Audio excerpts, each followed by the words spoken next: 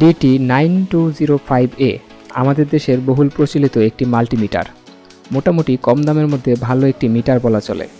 Chinese নন ব্র্যান্ডের product হওয়ার কারণে কোনো ওয়ারেন্টি থাকে না এগুলোর সাথে, যার ফলে প্রোডাক্ট ইনটেক থাকা সত্ত্বেও অনেক সময় ঠিকঠাক কাজ না করায় মিটার নিয়ে অনেককেই বিপাকে পড়তে হয়। তেমনই একটি মিটার আছে আমার কাছে, যা আপনাদেরকে রিপেয়ার করে দেখাবো আজ। প্রোডাক্টটি নিজের কাজের জন্যই কিনেছিলাম। ইনটেক ছিল, কিন্তু ব্যাটারি ইনস্টল করার পর রিডিং আসছিল না শুরু থেকেই। বাজার মোড বা ভোল্টেজ মোড কোনোটাই কাজ করছিল না।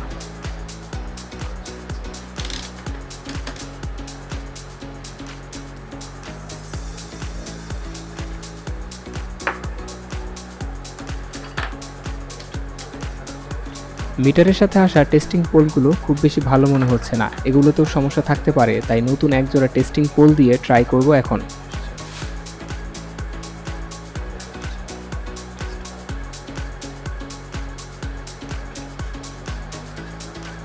টেস্টিংয়ের সুবিধার্থে বাজার মোড সিলেক্ট করে নিচ্ছি,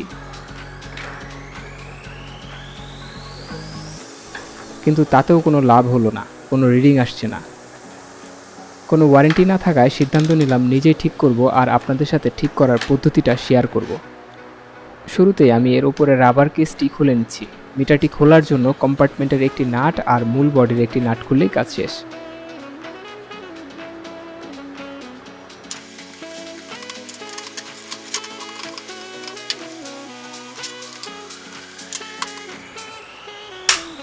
এই হলো মিটারের ভেতরের অংশ।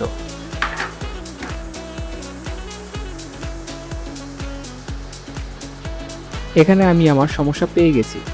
এই এক জায়গায় সোল্ডারিং নষ্ট হয়ে যাওয়াতে সমস্যা তৈরি হয়েছে। আশা করছি সোল্ডারিং হয়ে গেলেই মিটারটি রিডিং দিতে পারবে। এছাড়াও আরও একটি কারণে এমন সমস্যা হতে পারে, সেটিও আমি আপনাদেরকে দেখিয়ে দিচ্ছি। সাধারণত এই মিটারগুলোর মধ্যে তেমন কোনো উল্লেখযোগ্য যন্ত্রাংশ থাকে না। মাত্র একটি সার্কিটের মাধ্যমে মিটারটি তার সকল কাজ সম্পন্ন করে থাকে।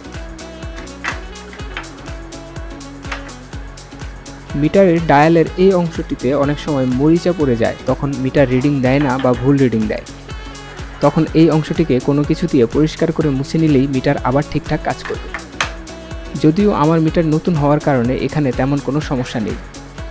চলুন এখন সোল্ডারিং করে মিটারটি টেস্ট করি।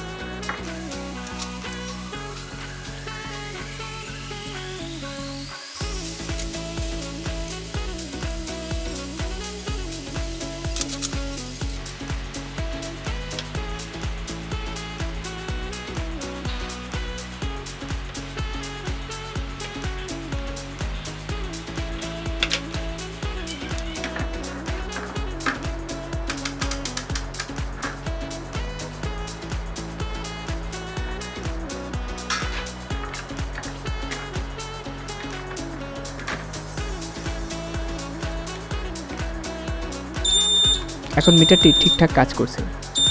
ব্যাটারি ভোল্ট চেক করে দেখি ঠিক রিডিং পাওয়া যায় কিনা।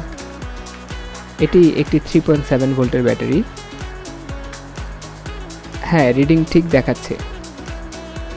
এভাবেই আপনি আপনার অকেজো মিটারটি সার্ভিস করে নিতে পারবেন ঘরে বসে। এমন আরও ভিডিও পেতে চ্যানেলটিকে সাবস্ক্রাইব করে বেল আইকনটি অন করে দিন। ধন্যবাদ।